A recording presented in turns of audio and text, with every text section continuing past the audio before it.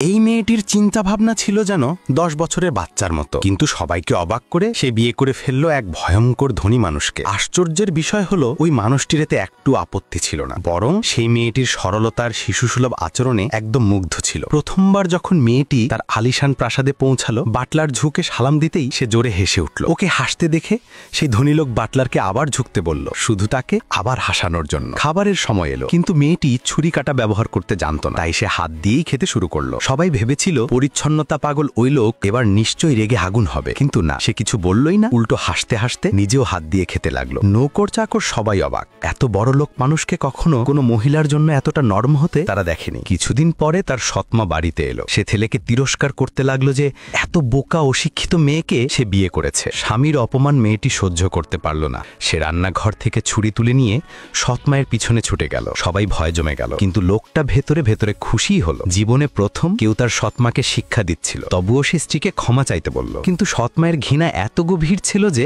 সে রাগে ফুটন্ত পানি মেয়েটির পায়ের ওপর ঢেলে দিল। মেয়েটি সঙ্গে সঙ্গে নেমে তার পা দেখতে লাগলো। তখন সৎমা ঠান্ডা গলায় বলল, এটা কোনো ব্যথাই টের পায় না। এরপর সে চায় কাপের মধ্যে থুতু ফেললো এবং মেয়েটিকে সেই চাই পান করতে বলল। মেয়েটি মুহূর্তেই কাপটা ছিনিয়ে নিল এবং একই চা সৎমায়ের মুখে ঢেলে দিল। সবাই হতবম্ব। তার এই বুদ্ধি দেখে সৎমা রাগে থরথর করে সেখান থেকে বেরিয়ে গেল। লোকটা বিস্মিত হয়ে গেল। তার মনে সন্দেহ জাগলো, হয়তো তার স্ত্রী মানসিকভাবে দুর্বল নয়, বরং পুরো ব্যাপারটাই একটা অভিনয়। তার অ্যাসিস্ট্যান্টেরও একই সন্দেহ জন্মালো। স্ত্রীর সুরক্ষার জন্য লোকটি সঙ্গে সঙ্গে অ্যাসিস্ট্যান্টকে তার মেডিকেল রিপোর্ট আবার তদন্ত করতে বলল। ঠিক তখনই তার বাবার জন্মদিনের আমন্ত্রণ এলো। সে জানতো তার পরিবার কতটা বিষাক্ত, তাই যেতে চাইছিল না, কিন্তু স্ত্রী শুনলো বাইরে ঘুরতে যাবে। এতে সে এত খুশি হলো যে লোকটি শেষমেশ হ্যাঁ বলেই দিল। পার্টির জায়গায় পৌঁছে অ্যাসিস্ট্যান্ট জানালো রিপোর্ট এসে গেছে। ঠিক তখনই ভেতর থেকে তুমুল হুল্লোড়ের শব্দ শোনা গেল। মেয়েটি ভেতরে ঢুকেই ইতিমধ্যে বিরাট এক কাণ্ড ঘটিয়ে ফেলেছে।